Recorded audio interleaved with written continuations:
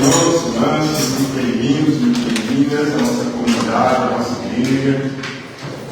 Temos um visitante hoje muito bem-vindo, está conosco. Espero que o Senhor abrace com a palavra, com os louvores. E a igreja também depois possa estar dando um sorriso, um abraço a todos que estão aqui mais uma vez. Boa noite, que bom que estamos aqui reunidos, meus irmãos.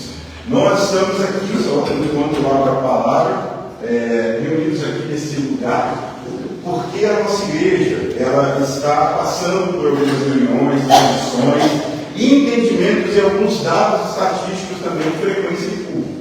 Então, aquele lugar, na nossa salão principal, ele comporta 250 pessoas sentadas na cadeira assim. Nossa frequência tem dado 23 a 27 pessoas. Então fica desproporcional. Então, a gente está tentando pensar junto com a igreja estratégias, a gente vem para cá, a gente faz um jeito, para que a gente possa ficar mais aconchegante. Isso não é legal quando você fica muito longe do irmão, porque isso não é ser igreja.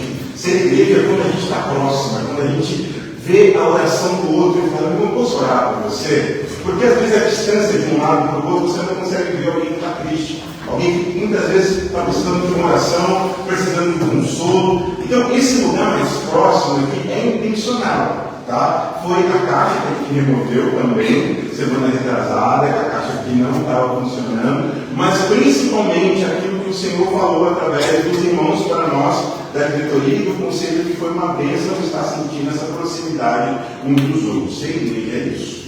E eu tenho um desafio que está no meu coração, do pastor amigo, do pastor Enéas também. A gente tem tentado construir o entendimento do que é ser igreja. E quem sabe pode ser a nossa próxima série de mensagens, o que é ser igreja. Você sabe o que é ser igreja? Quais são as marcas de alguém que é igreja? Igreja é parede? São paredes? Não, porque somos nós. Então quem sabe a gente pode explorar. Mas hoje eu quero encerrar esse ciclo de série de mensagens que nós estamos falando do cálice de Jesus, e é muito importante que a gente vá juntos em Mateus para conseguirmos ver ali o momento da ressurreição de Jesus, aquilo que Mateus traz para nós como uma afirmação categórica: Jesus ressuscitou dos mortos. Então nós vamos lá no último capítulo de Mateus 20, que é Mateus 28. Vamos começar a partir do versículo 1 em diante. Mateus, capítulo 28, a partir do versículo 1 em diante. Nós vamos estar diante do texto da ressurreição. Mateus 28, a partir do versículo 1. Mas antes eu quero te fazer uma pergunta. Existe hoje uma exaustão emocional que a conta nunca fecha. Hoje as pessoas estão assim, cheguei sábado e parece que a semana para mim fez isso daqui, ó. Parece que eu não fiz nada essa semana. Eu fiz muita coisa, mas eu tenho a sensação que eu estou correndo atrás e não estou alcançando aquilo que tenho como objetivo. É um sentimento muito comum que as pessoas estão vivendo. E aí as pessoas sobrecarregam, porque na família elas acham que não dão conta, no trabalho elas acham que não dão conta, nos relacionamentos com os amigos, há quanto tempo você está querendo marcar, jantar com alguém e não consegue por causa da correria. Pastor, não estou dando conta. E na igreja? Pastor, não esperar um segundo momento aí, porque a minha vida está uma correria danada. Então a gente tem esse cansaço na sociedade de hoje. Muita gente está com cara amarrada por causa disso. Ontem eu tive uma conversa muito boa com pessoas queridas, que a gente está falando exatamente sobre essa falta de sorriso que às vezes a gente tem na igreja. Às vezes a gente chega na igreja, o ambiente está tão pesado, a pessoa só está tão cansada, e chega assim, meu Deus do céu, o que eu estou fazendo nessa igreja? O visitante chega, olha para a recepção, como no nosso caso, é claro, tem duas pessoas assim, ó. Aí chega, senta na igreja, ninguém fala, porque um está no canto, o outro está no outro. Ninguém chega para a pessoa e fala, boa noite. E pior, e quando é irmão? Nem olha para o irmão, chega na igreja e pega o celular. Peraí, que eu estou resolvendo um negócio aqui. Aí ele fala tudo depois. Essa sensação de estar super ocupado está tomando a nossa vida. E é interessante porque como que a ressurreição de Cristo vem para transformar o peso do nosso peso cotidiano por conta das nossas rotinas. O que a ressurreição de Jesus tem a ver com essa sociedade que muitas vezes, quando quer buscar um contato com Deus, chega na casa de Deus e todo mundo está correndo de um lado para o outro? tem a sensação? Hoje eu vou na igreja. Aí você fala, eu vou na igreja hoje, que legal, eu vou nas crianças, total. Você fala, cara, mas eu estou aqui e aqui. Você fala, meu Deus, eu tenho que ir na igreja. Não tem mais alegria. Está sobrecarregado. E aí, a palavra de Deus, ela vem ao encontro de nós nessa noite, como nos envolver, nos abraçar, porque se o túmulo está vazio, quer dizer que alguma coisa na minha e na sua vida precisa mudar mediante esse tempo que nós estamos vivendo. Alguma coisa precisa mudar. Porque Jesus, o que ele fez por nós, é que quem serve, eu gostei muito dessa frase, quem serve baseado no túmulo vazio, troca o peso da obrigação pelo prazer da ressurreição. Quem serve pensando muitas vezes que o túmulo não está vazio, ou pensa que o túmulo, Jesus, eu preciso fazer alguma coisa para agradar ao Senhor, mas está uma correria danada, Jesus, quanto tempo eu vou te servir? Irmãos, o túmulo está vazio, por isso nós devemos ter prazer em servir ao Senhor e organizar a nossa vida para que isso aconteça. É por isso que a mensagem da ressurreição, ela pode trazer um sabor amargo para alguns de nós nessa noite. Porque a gente sabe que, eu estava escrevendo esse sermão pensando, quantas vezes ciclos na minha vida acabaram e eu fiquei muito triste porque esse ciclo acabou. Já viveu um ciclo que acabou na sua vida e você fica triste até hoje? Você já viveu algum ciclo na sua vida? Pode ser um casamento. Talvez você tenha se divorciado. Talvez você tenha vivido uma desilusão no casamento muito séria e houve o divórcio e você se desiludiu. Ou talvez você esteja se desiludindo com o seu casamento agora. Talvez você esteja sentado aqui desiludido com a sua família, com a sua esposa, com o seu marido, com os seus filhos. Sabe aquelas coisas, eu estou começando a sentir isso no meio da faculdade, né, começando a chegar no final, e eu fico assim, cara, está acabando, eu vou ter que começar a atender as pessoas como psicólogo, sem a ajuda dos meus professores, eu não vou ter mais o recurso de um adulto, eu vou perguntar, no lembro muito do seminário, quando eu me formei, eu falei, Jesus, eu vou subir uma igreja, Jesus, eu estou pronto, Jesus me ajuda. O ciclo está acabando. Mas você também já viu, muitas vezes, que pessoas que estão trabalhando até se esgotar para construir uma carreira e tentam dar o seu melhor, não só no trabalho, mas também na igreja. Aí no trabalho, o senhor já chegou para você e falou assim, olha, você é um ótimo funcionário, mas aqui nós não estamos podendo continuar com você. E você se dedicou tanto para esse trabalho. O fato é, meus irmãos, que a vida é cheia de ciclos. E nós sabemos que há um anseio de permanência e aprovação. Todos nós queremos permanecer em algum lugar quando o lugar é bom. Todos nós queremos permanecer em algum lugar quando esse lugar é um lugar de vida. E nós precisamos entender que todo ser humano, por mais que ele diga, eu não preciso de aprovação, ele precisa. E muitas vezes o que você faz é para ter a aprovação dos outros e você não sabe o que você está fazendo. Por isso que servir a Jesus é entender que o medo do fracasso e da escassez na nossa rotina não pode se tornar um fardo, porque se a gente vive no modo sobrevivência, o reflexo disso vai estar estampado no nosso rosto, um serviço que é muito pesado, um serviço feito por obrigação e uma espiritualidade de cara amarrado. Eu falei muito isso. Talvez você esteja com cara amarrada hoje. Então deixa Deus amarrar isso. Em nome de Jesus. Porque quem sabe que o túmulo está vazio, não caminha mais na tristeza, mas onde o Espírito de Deus mora, há alegria. Por isso, meus irmãos, eu quero ler junto com vocês o texto de Mateus 21. Porque se nós começamos no começo dessa mensagem dizendo que Jesus estava no Getsemane agoniado quando ele expõe o cálice da ira de Deus que ele ia enfrentar. Nosso primeiro sermão. Nosso segundo sermão foi Jesus na cruz. Lembra semana passada? Jesus na cruz é o lugar que nós temos a presença de Deus manifesta em nós. Ou seja, o que aconteceu com Jesus na cruz, aquele sofrimento era para vir sobre nós, mas Jesus tomou o cálice. Sermão 1, Jesus expõe o cálice da ira de Deus. Sermão 2, Jesus toma na cruz o cálice da ira de Deus, ele recebe sobre ele as dores. E o sermão 3 de hoje é o cálice da nova e eterna aliança. É um novo tempo para nós. É preciso viver um novo tempo e nós vamos ver por quê. Mateus 28, a partir do versículo 1. Depois do sábado, tendo começado o primeiro dia da semana, Maria Madalena e outra Maria foram ver o sepulcro.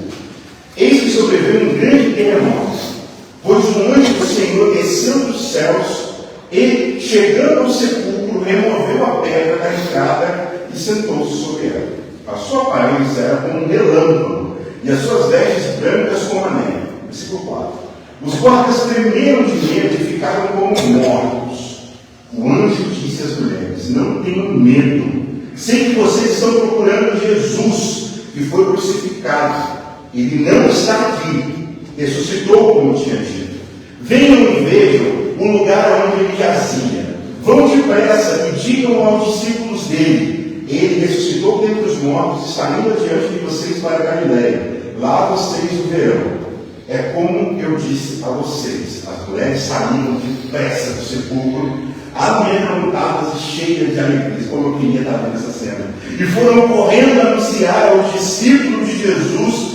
De repente, olha isso que acontece. Elas indo anunciar, Jesus se aproxima delas e foram correndo anunciar aos discípulos. 9. De repente, Jesus as encontrou e disse: salve. Elas se aproximaram dele, olha que cena maravilhosa, abraçaram-lhe os pés e o adoraram. Então Jesus lhes disse: não tenham medo, vão e digam aos meus irmãos que se dirijam para a Galiléia e lá verão. Vamos orar. Senhor, é a notícia da nossa razão de estar aqui nessa noite, que o Senhor se Deus. E que a tua palavra viva e eficaz possa transformar a nossa vida em nome de Jesus.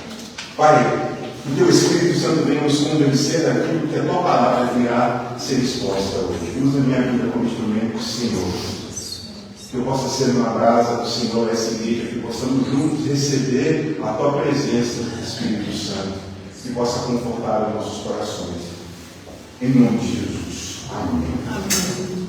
Meus queridos, nós temos aqui 3 movimentos no texto. A primeira é que o que aconteceu aqui no versículo 1 muda tudo. Hoje pela EBD, a gente estava falando, gente, eu falei que não ia falar, mas a EBD é muito bom. Gente, hoje a discussão foi sobre os cosmos, os outros planetas, outras galáxias que nós estamos descobrindo, à luz de Apocalipse 4 e à luz de Apocalipse 5. Seres viventes, águia com perna, não sei o que, mas bicho com cara de dragão, com cara de leão. E o papo estava no nível, então você vai achar louco, porque no começo da minha agenda, depois eu entendi que foi problema daquele assunto.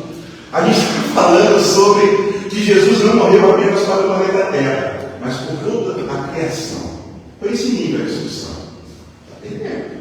Mas vamos saber, está perdendo. Foi esse nível, nem o seminário teológico que a gente discutiu hoje. Decreto de Deus, sabe o decreto de Deus? Esse ano que vem na aula da DT, você vai ver. Gente, a gente sabe. Por que eu estou dizendo isso? Porque se nós não cremos no que está escrito do versículo 1 até o versículo 10 da ressurreição de Jesus, em vão estamos aqui. E eu sei que aconteceu um terremoto na Venezuela, eu tenho orado pela Venezuela, estou muito preocupado, porque os dados que chegam para a gente, pelo menos que a gente recebe da vida de missões, os dados estão sendo colocados na mídia, não chegam nem perto da realidade que está na Venezuela. Então é muito mais de alguns números que algumas pessoas estão estipulando. Não chega o tamanho do cálculo do desastre que aconteceu lá. A minha pergunta é: você orou pela Venezuela?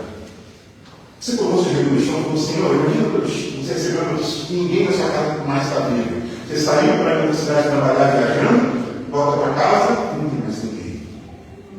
Às vezes alguns terremotos na nossa vida acontecem, como esse, uma catástrofe, uma fatalidade.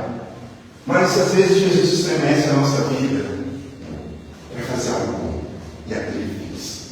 Porque quando essa pedra ela dá esse terremoto e o olho chega lá, ele tira a pedra, tem muita gente que já viu o filme de Jesus da Record e acha que quando isso aconteceu, Jesus ainda estava lá dentro, esperou o anjo abrir a pedra e ele saiu. O texto não está falando disso. Não é o Jesus da Record. Que muitas vezes o anjo tem que tirar a pedra para eles passarem. Você olha o desafio que Jesus já estava fora da lei há muito tempo. E aí foi muito mais para quem estava chegando, que eram aquelas duas mulheres, do que propriamente dito falando sobre Jesus. A minha pergunta é: Jesus tem estremecido a sua vida? Jesus tem sacudido o seu casamento? Jesus tem sacudido o seu trabalho? Jesus tem sacudido a tua igreja? As tuas coisas estavam confortáveis, começou a mexer no negócio aqui, pastor do céu, o que está acontecendo, pastor? Eu não me sinto tão bem como me sentia antes na igreja. Opa, alguma coisa está acontecendo. Mas quando Jesus ele move essa pedra, é interessante porque o terremoto na Bíblia tem um significado, não sei se você sabe. O terremoto da Bíblia não é um evento aleatório que acontece. Mas sempre que acontecia, e tome muito cuidado, tá? Porque eu estou vendo esses vídeos na internet. A Venezuela não adorou a Jesus, por isso está sofrendo a punição de Deus. Você acha que realmente Deus está punindo a Venezuela? Gente, quando a Bíblia fala de terremoto no Antigo Testamento, quer dizer que Deus estava trazendo alguma penalidade, algum juízo, alguma coisa estava acontecendo, e Deus estava trazendo esse evento para mostrar para o povo que algo estava acontecendo de errado. Quando a gente olha para os dias de hoje, Deus não pune as ações dessa forma, porque Ele tem o Espírito Santo que nos convence do pecado. Então Deus não precisa fazer cair fogo do céu mais. Deus não precisa fazer tsunami, chegar no país idólatra, que nem um homossexual naquele país. Não é por esse caminho que Deus trabalha. Deus trabalha através da pregação da palavra, do convencimento do Espírito Santo para a nossa vida. Mas nós precisamos olhar para textos como esse e entender que no Antigo Testamento existia o Yom Kippur. O que é o Yom Kippur? O Yom Kippur era o dia que o sumo sacerdote entrava no Santo dos Santos carregando o sangue do sacrifício. O povo judeu, eles aguardavam do lado de fora, uma expectativa, na esperança de que o sumo sacerdote saísse vivo. O que tem a ver com isso? O que o anjo disse? Não está aqui, que significa entre o poder de Deus. Experimente o poder de Deus. Agora, quando alguém entra na presença de Deus, o sangue do Cristo crucificado na cruz e ressurreto simboliza que temos acesso a esse fato que é a presença de Deus em nós. Podemos nos achegar a Deus por causa do sangue derramado de Jesus na cruz. Se Jesus não tivesse ressuscitado, ele seria apenas um falso Messias como outros vieram. Mas o que aconteceu aqui é que quando esse sumo sacerdote foi oferecer a Deus o sacrifício, ele era o sacrifício. E quando ele está no sacrifício, ele está sendo ali moído por Deus, como diz Isaías. O que acontece é que Deus se agradou, ou seja, quando Cristo ressurreta, acontece, quando o Cristo ressurreta não está mais naquele túmulo, sabe o que eu quero dizer para vocês e para mim nessa noite? Que o teu pecado, que o meu pecado está crucificado com Cristo. E já não vivo mais eu, mas Cristo vive em mim. Quer dizer que todos os meus pecados estão pregados em Cristo, estão entregues a Cristo. Meus irmãos, muitas vezes, como eu comecei o sermão, você foi ensinado desde a sua infância a ter que merecer as coisas. Talvez você crie os filhos para eles aprenderem a merecer as coisas. Você talvez seja um bom pai e uma boa mãe em ensinar os seus filhos a merecer. Mas se esquece que, junto com o merecimento, tem que vir a graça do cristão. Entende? Junto com o mérito precisa vir a graça, porque o mérito sem a graça é uma desgraça total na família. Talvez você é a pessoa que, para ter acesso a alguma coisa na sua vida, você tinha que andar obediente. E quando você errava, teu pai quando olhava para você e falava assim: você não vai receber porque você é um moleque mal criado, porque você não presta, porque você é igual a tua mãe. E você começou a fazer as coisas na sua vida, muitas vezes, inclusive servir a Deus, querendo a aprovação de Deus. A ressurreição é a mensagem para mim e para você dizendo o seguinte: Eu aprovei o sacrifício do meu filho na cruz. E hoje você, por causa do meu filho, não precisa merecer a salvação. Eu te entrego a salvação pela graça. Pela graça eu entrego a salvação. E o túmulo vazio é a prova visual de que o Pai aceitou o sacrifício de Cristo por nós.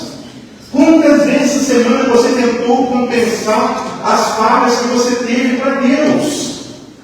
Quantas vezes essa semana você xingou alguém, ou você falou grosso com alguém, ou você falou mal de alguém por trás, e aí você falou: meu Deus, o que eu preciso fazer para eu agora entrar na presença de Deus? A ressurreição é essa mensagem dizendo: Deus não faz silêncio punitivo com você.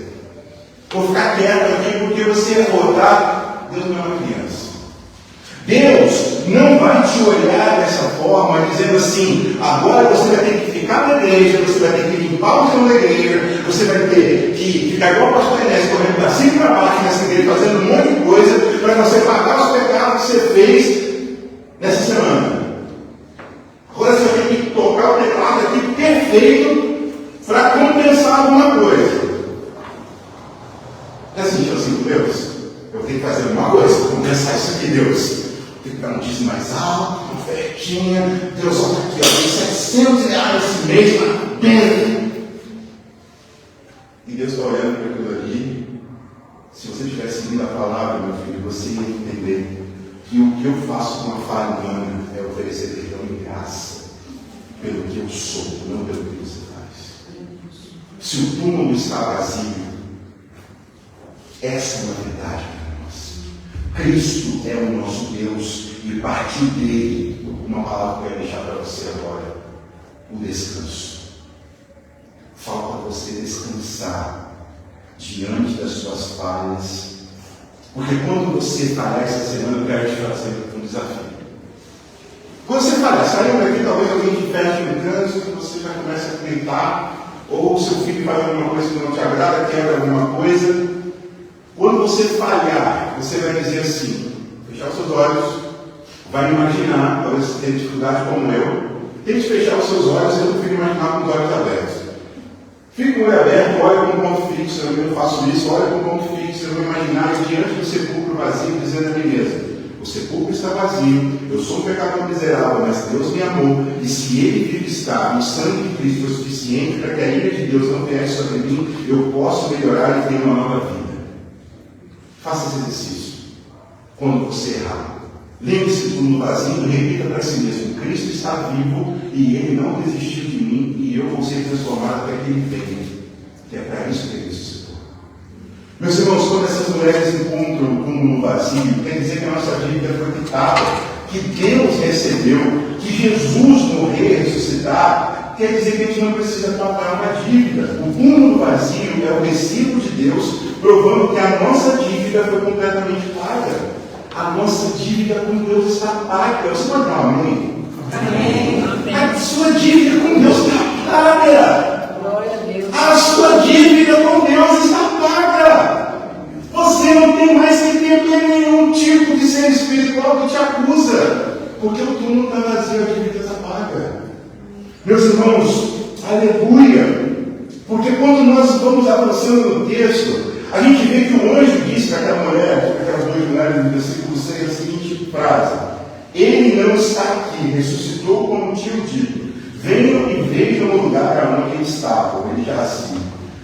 O que isso significa para nós? Que se Deus, em Jesus, bebeu o cálice da ira de Deus, quer dizer que agora, João Paulino vai afirmar uma frase que eu acho bem interessante. Diz assim: a salvação permanece como que oculto para nós, se não contemplarmos ao Cristo ressuscitado. Na cruz, o cálice estava cheio de condenação.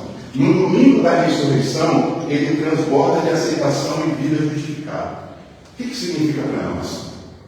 O domingo representa o quê? Na Bíblia, o dia de Deus. No Testamento, Deus ressuscitou. Mas o que acontece é, muitos de nós pensamos que a semana começa na segunda-feira. Ela não começa na segunda-feira. A semana começa no domingo. O que isso significa para nós? No sentido do calendário que temos hoje. Significa que há uma diferença nos dois testamentos ao encontrar o domingo. Para o cristão, o domingo deve ser um lugar de reencontro com Deus, que testifica a ressurreição de Deus, que mostra que muitas vezes na nossa vida o domingo é cheio de programações, mas a gente não se programa para fazer o principal, que é servir a Deus. Irmãos, agora o domingo para nós representa a graça, a lembrança de que Jesus ressuscitou e Ele se tornou a herança de Deus para nós. Nós somos constantemente, estava anotando aqui, tentados pela idolatria daquilo que eu falei sobre o merecimento, medindo o amor de Deus pelo nosso diário de produtividade. Deus me ama, então eu vou produzir mais. Deus não me ama, eu pequei, eu vou produzir menos. Pastor, como é que eu vou servir a Deus? Aí começa aquele jogo que não é um jogo bíblico. Quando nós falhamos agora, a prática bíblica é recalibrar a sua vida com Deus durante a semana. Eu quero te dar uma dica prática sobre como você pode recalibrar. Isso aqui é bobo, quero ver quanto vão fazer. Acordou. Você olha que você acorda. Qual é a primeira coisa que você faz? Desativar o despertador do celular? Eu quero te fazer um exercício para que você possa fazer essa semana. Como é que eu posso recalibrar o meu coração diante da vida ressurreta? Hoje, antes de eu acordar, no caso amanhã, se quiser que nós acordarmos, antes de pegar o celular lá do despertador, eu vou parar um pouquinho, 2 minutinhos só.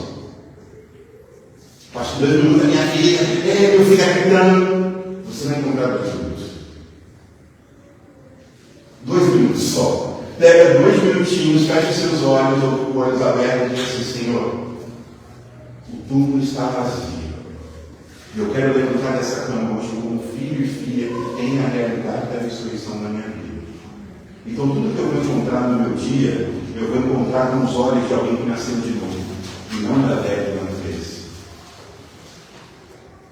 Quero te desafiar a fazer isso. Feche seus olhos lá, antes de você acordar, 1 ou 2 minutinhos, relembra que o túmulo está vazio e fala: Senhor, eu quero encarar a semana como alguém que nasceu de novo. Eu vou dizer uma frase que fala, mas não deu certo no slide. Diz assim: Pai, hoje eu entro na minha rotina sabendo que o cálice da minha vida transborda do seu favor imerecido.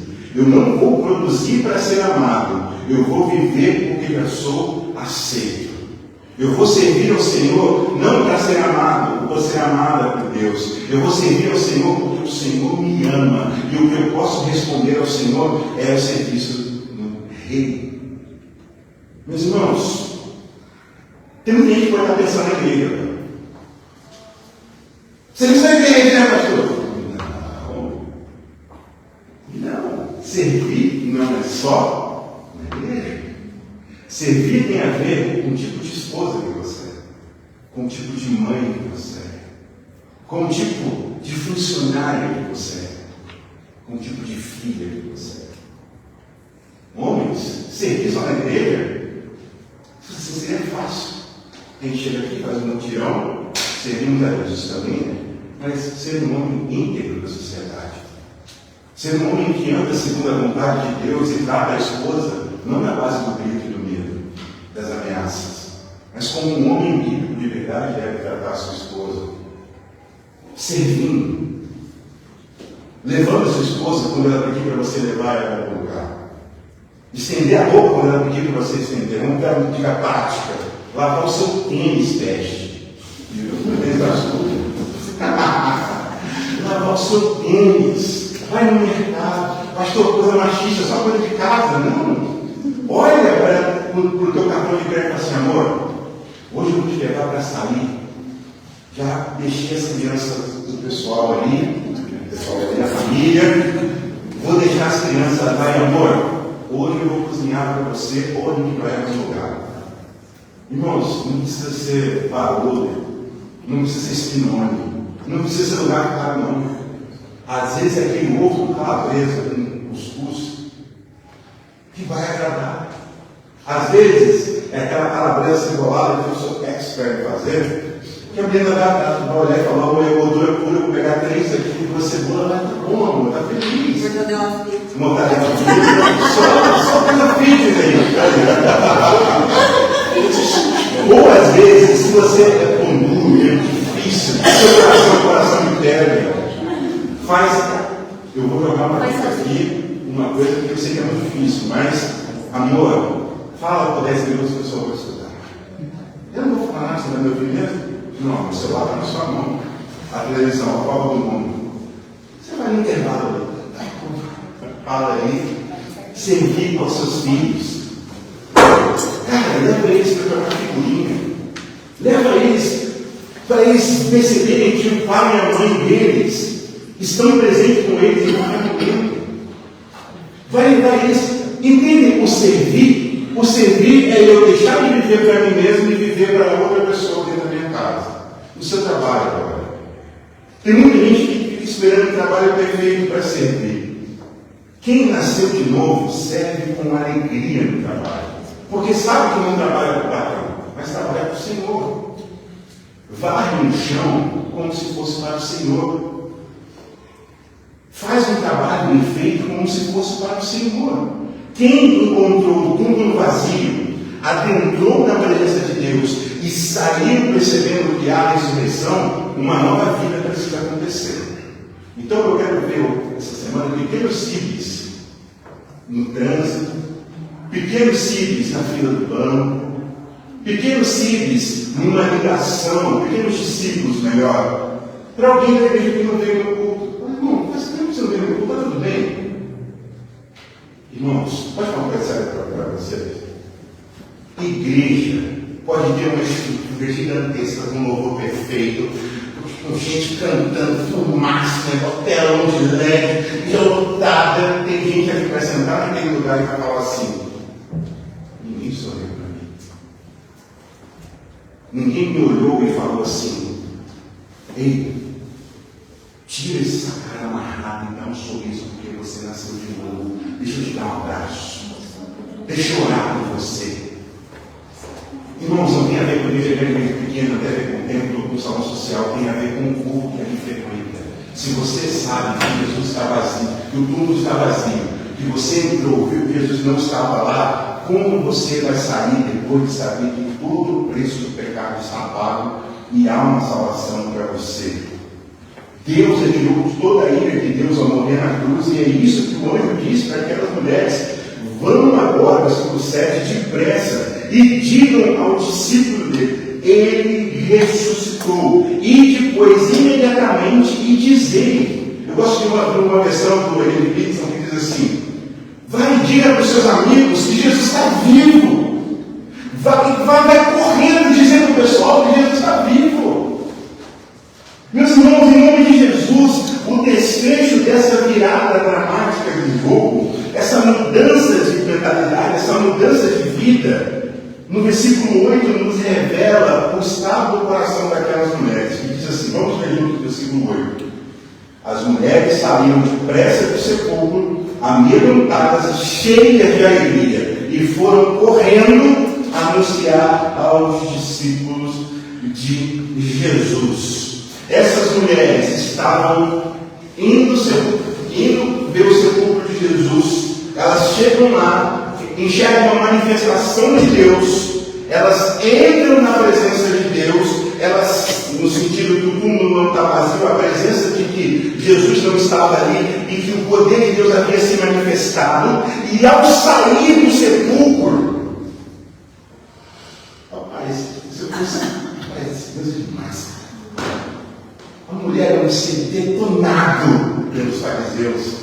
A mulher é um ser humilhado pelos líderes religiosos. E a mulher é mulher. E Jesus olha para a mulher, gente, é incrível Jesus. Eu fico assim, o que o Éden envergonhou, Jesus restaurou. Por isso que mulheres precisam, um encontro de mulheres precisa ser um lugar de restauração. E não de um lugar de tristeza, onde uma mulher falando um monte de dor, um monte de alegria.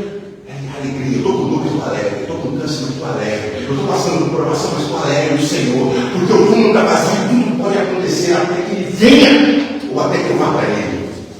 Entra no hospital, numa numa aula de mulheres, com uma postura respeitosa, mas com alegria no rosto, porque essa postura, ninguém vai te condenar se você for em ambientes. Mas tem mulher que fala, eu sou uma esponja, eu chego no lugar, sou tão sensitiva que, eu acolho todas as emoções daquele lugar. Nossa, solta. Eu sou sensitiva. Não é a fé correta. Porque uma mulher de Deus, quando vê um monte de gente reclamando, fala, você vai ficar só reclamando nessa reunião mesmo? Ou vai falar que Jesus está vivo e a gente vai enfrentar esse problema? Homens, a coisa mais difícil na igreja é reunir homens. Sabe por quê? Sabe por quê? Porque homem não liga para nada. Homem vai com o médico. Homem só vai com uma reunião. Homens não está. Eu sou homem, você estou falando no meu lugar. Se eu fosse eu no lugar da ressurreição, eu ia falar, eu não ia entrar. Sim, deixa eu ver. Está perto, deixa eu ficar dentro agora. Homem desconfiado. O que eu quero dizer é que nós, homens, precisamos estar no nosso grupo de amizade, no futebol, na academia, sei lá, no lugar onde tem muito homem reclamando da mulher. Ao invés de você ficar postando status de coisas que você posta, posta status de uma mulher, rapaz. Mas nós não posso mulher falar, mulher de foto, tira, rapaz. Tira foto. Mostra para você, para Deus e para o mundo que você tem alegria em entrar nos ambientes e dizer para a pessoa assim, o cara só reclama do casamento, fala, não, foi o seguinte, vamos no encontro de casais, amigo. Liga para mim, eu estou no casal, porque eu vou levar no encontro de casais. Casamento arrebentado. Casamento arrebentado. E você vai ligar para essa pessoa e falar assim, irmão, eu vou passar na sua casa, eu vou te buscar essa semana e você vai no encontro de casais comigo, porque Deus tem algo para falar com você. E a vida não. Chega de ficar dizendo, pastor, todo mundo desabafa comigo. Deus está gritando no seu ouvido, leva essa pessoa para Jesus. E leva essa pessoa para Jesus, apresente o Evangelho para ela. Porque, meus irmãos, por último, o serviço a Deus na igreja ou no mundo não pode ser marcado pelo mau humor, pelo esgotamento, pela cara amarrada, por um senso de obrigação. Se você está vivendo na sexta-feira, achando que Deus está morto, fala, cara, eu vou ter que ir no templo, eu vou ter que ir lá oferecer um sacrifício, senão mas o pastor Enéas, o pastor Paulo, o pastor Amil, se eles não aceitarem o sacrifício que vai acontecer, ninguém quer sacerdote, ninguém quer ser um sacerdote, nós somos todos igreja.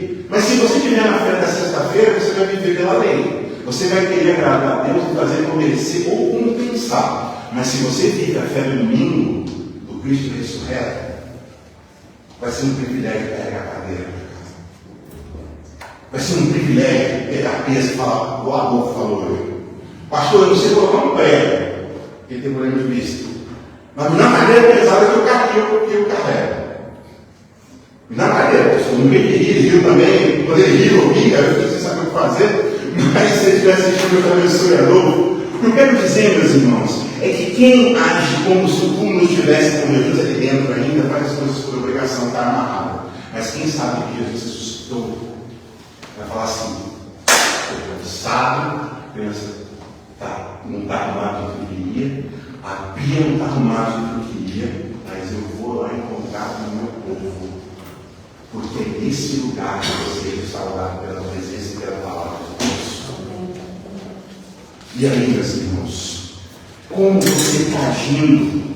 Como se você estivesse ocupado e precisasse carregar o peso do mundo das costas. Eu vou citar aqui uma história dos puritanos, que eles tinham uma frase que eu gostava muito. Deus é mais glorificado em nós quando estamos mais satisfeitos nele. Quando eu sigo satisfeito, sabendo quem eu sou em Deus, eu sinto uma forma diferente. Lembra que serviço na nossa igreja é família, trabalho, casamento, igreja. Onde quer que eu esteja, o dever é um insulto à graça. Quando eu sirvo de cara amarrada, eu estou fazendo uma propaganda enganosa do reino, dizendo ao mundo que o nosso Senhor é um capataz cruel e escravizador e não um salvador ressurreto. Tem gente que trabalha para Jesus, muitas vezes pensando que Jesus é um Senhor que você vai trabalhar, não vai ter chicote, mas a nova vida não cria trabalhadores escravizados, ela gera filhos e filhas livres.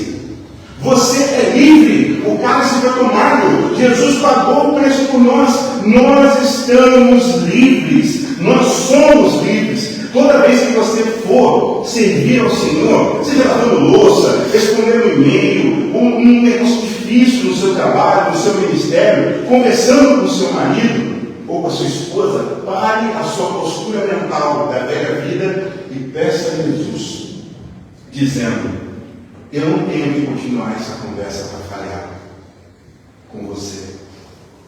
Eu prefiro parar essa briga. Pastor, isso é impossível no casamento. Eu sei, mas o que é impossível a nós não é impossível para o nosso Deus. Tem como parar a briga assim. Está funcionando? Amor, dá 5 minutinhos, 10 minutos. Vai, exercício. Sepulcrar vazio, Jesus não está lá. Eu nasci de novo. Eu tenho certeza que você fazer isso umas 365 vezes daqui para frente, você vai melhorar. Que seja 1/10 possível. Porque filhos ressurretos servem onde eles estiverem. Então, em nome de Jesus, eu quero te desafiar hoje a sair com alegria, porque Cristo já venceu o pior por mim e por você. O que era mais pior na minha e na sua vida já foi pago. Hoje nós temos a salvação em Jesus. O pastor Enéas e eu, a gente sempre conversava muito sobre isso no começo da igreja. Vamos tirar essa coisa da Páscoa triste, vamos fazer uma Páscoa feliz. Vamos falar, gente, já entrou em igreja, onde criança não podia ir. E nem falar com o pastor, falar com o pastor, você fala direito. Não dá gargalhada na casa do Senhor. Não é uma fé viva. Uma fé viva é uma fé onde a sua personalidade transformada, redimida, ela dá lugar a um lugar para você sentar na mesa do rei. Então, em nome de Jesus, a alegria da ressurreição precisa ser para nós o prazer de viver uma vida reta diante de Deus e os desafios que Deus coloca para nós. O que mudou na sua vida com a notícia de que Cristo ressuscitou? Meus irmãos, você tem um lugar para permanecer na igreja. Aqui é o lugar. Nós já temos o pertencimento da nova aliança, que é a presença de Deus vivendo em nós. Mas eu quero hoje fechar esse ciclo de mensagem, dizendo que Jesus ressuscitou. E quer dizer para nós que o nosso mediador entre Deus e os homens é Jesus. E o que isso significa para nós é que Deus vai levar, Ele vai fazer isso, tá? Ele vai levar quem está quebrado pelo pecado, quem está destruído pelo passado, quem está quebrando o presente. Ele vai pegar a sua vida e vai te tirar desse mar de pecado, porque Ele é o mediador entre Deus e os homens. Só Deus tem o poder de tirar aquele que está morto da vida. Só Deus tem o poder de tirar de dentro de você aquilo que está te matando. Seja uma enfermidade física ou uma enfermidade espiritual. Somente Cristo pode tirar de dentro de você essa depressão. Somente Cristo pode tirar de dentro de você esse pensamento suicida. Somente Cristo pode tirar de dentro de você esse passado que te machuca. Porque como Deus nos faz vivos de novo depois da ressurreição, porque do Éden morremos, em Gênesis 3, e aí acontece a queda, Jesus morre por nós, Ele ressuscita e agora Ele tem o poder de tirar aquilo que está morto e fazer vivo, inclusive o seu caminho, inclusive a sua história, a sua nova história. Porque se o sepulcro está vazio, quer dizer que a aliança que temos com Jesus agora está validada. O peso que estava sobre nós foi pago. Jesus não altera o conteúdo no sentido de que o juízo que nós vamos passar quando nós morrermos, quando estivermos diante do tribunal de Deus, Cristo tomará o nosso lugar, mas aqueles que não estão em Cristo ainda estão sob a ira de Deus. Se o seu filho, se a sua filha, se seu primo, se seu marido não conhece a Jesus, chegou a hora de você ter uma postura de alegria. Sabe qual que é a coisa mais contagiante para quem não conhece a Jesus? A alegria de servir a Deus. Quando a sua família perceber que há uma alegria fora do comum na sua vida ao vir para a igreja, igual as crianças da igreja, Eu acho que agora que as crianças têm isso. Tem muita criança que chega aqui. Meu pai não queria vir, pastor. Fala para mim, tá? Não falo para você para não me constranger. Fica assim, nessa ali. Papai não queria vir, mas eu queria. Mamãe não queria vir, mas eu falei, não, vamos sim, tá? Minha roupinha pronta, nunca peguei o cabelo todo arrumadinho. A minha oração é que minha filha faça isso todos os domingos. A minha filha que está vindo, a minha oração é que ela ame o Senhor ao ponto de dizer para o pai dela que é apaixonada. Falou, pai, tira essa cara, você tem tanta vez que você vem para o culto. Pai, muda essa cara. Eu vou ouvir a tia Sua, ouvir a tia Celeste, a tia Sandra. Eu quero que o ministério infantil, porque o Jesus está lá. Quantas vezes você não tem mais esse sorriso? Meus irmãos, em nome de Jesus, a maior forma de você evangelizar alguém é você amar o que você está fazendo. Pense nisso, no motoboy que ama fazer o que ele faz. Todo mundo está reclamando, você sabe. Amigo, motorista também você trabalha. Pensa no seu trabalho. Se a alegria da ressurreição for uma verdade para você, as pessoas que estão ao seu redor vão perceber. E elas vão perguntar o que está acontecendo. E você vai dizer: pode ser religioso, se você quiser falar, mas eu sou uma pessoa que nasci de novo. Você quer nascer de novo? Então vamos lá no casal comigo. Vamos na igreja comigo. Vamos no culto comigo. Leva seu filho lá. Ah, meu filho não vai ter amizade com ninguém. Fica só no celular o dia inteiro.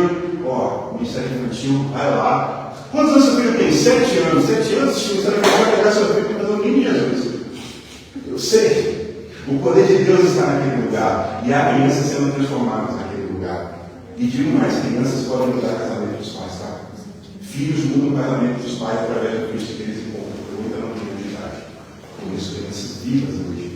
Eu quero dizer, se você está entendendo as coisas que Deus está chamando você para fazer como um dever, Jesus está chamando você a se deleitar. Trocar esse cansaço de obrigação para o combustível da alegria. Igreja, o túmulo está vazio, o nosso cálice está transbordando. Por isso, hoje eu quero convidar em nome de Jesus a você se engajar na obra, na vida comum. Segunda-feira velha amanhã, mas também se engajar na obra que nós estamos precisando de nessa igreja para servir.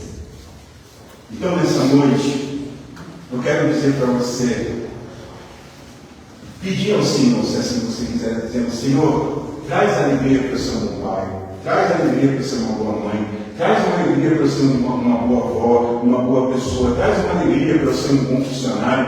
Eu não aguento mais, a minha carteira de trabalho está igual, toda hora eu troco de trabalho, eu saio do trabalho, eu vou para o outro, não paro em nenhum lugar, é o ambiente, não é muito longe. Senhor, me faz ter alegria em fazer o que eu estou fazendo. Tem que fazer isso no casamento. Não trocar de esposa, trocar de marido, trocar de filho, trocar de carro. Se não mudar aquilo que está dentro do seu coração, na alegria de viver aquilo que Deus deu para nós, não adianta mudar. Tem que mudar está dentro de nós. E é por isso que Jesus está nos chamando hoje a não viver dias dessa semana como quem caminha em direção ao túmulo fechado, mas quem teve encontro com o túmulo vazio, porque a morte perdeu. E a nossa missão é um privilégio que nós temos de servir a Deus e que Cristo governe a nossa vida a partir de agora, até o fim. Eu quero orar por você, eu quero pedir a Deus nesse momento, que em nome de Jesus, haja renovo no meio de nós. Se você precisa de renovo, eu quero de pé nesse momento. Eu quero pedir esse tipo de pé, fala: eu preciso de renovo. Eu preciso de renovo no meu casamento. Eu preciso de renovo no meu trabalho, eu preciso de renovo na minha vida emocional, eu preciso de renovo para servir a Deus, eu preciso de renovo porque eu estou sobrecarregada, eu estou sendo uma mãe de Deus, eu estou quase sucumbindo, ninguém está vendo, o pai está quase surtando, ele sabe, eu segurando os pontos. Eu preciso de renovo. Senhor, em nome de Jesus, nós estamos clamando ao Senhor porque o túmulo está vazio e que o nome de Jesus é suficiente para ouvirmos a salvação e respondermos com alegria e dizer: eu quero ser salvo por Jesus. Porque no meio do caminho o Senhor encontrou aquelas mulheres e elas viram o Senhor que se prostraram em adoração diante do Senhor e o beijaram, o abraçaram, o envolveram. Porque Jesus era precioso demais para elas. Jesus, nós queremos pedir que o Senhor seja mais precioso do que qualquer vontade que nós venhamos a ter. Que o Senhor seja o nosso Deus sobre todas as áreas da vida que o Senhor quiser dominar. Que o Senhor seja Deus da minha família, da salvação da minha casa. Porque eu te amo, Deus. Você pode dizer isso para Jesus: Jesus, eu te amo. Porque o Senhor morreu por mim, mas vivo está. E no meio do caminho o Senhor me encontra e me abraça e me diz: continua, não desiste, porque eu estou aqui com você. Talvez você esteja caindo no meio do caminho e ninguém está percebendo a sua queda. Mas hoje Jesus está dizendo para você, através da palavra: eu estou te encontrando nesse momento e você pode me abraçar. Você pode sentir-se amada por mim, amado por mim. Porque eu sou o seu Deus e você é minha filha e meu filho. O Senhor morreu por mim, Jesus. O Senhor morreu pela tua igreja, o Senhor morreu por nós, para nos dar uma nova chance.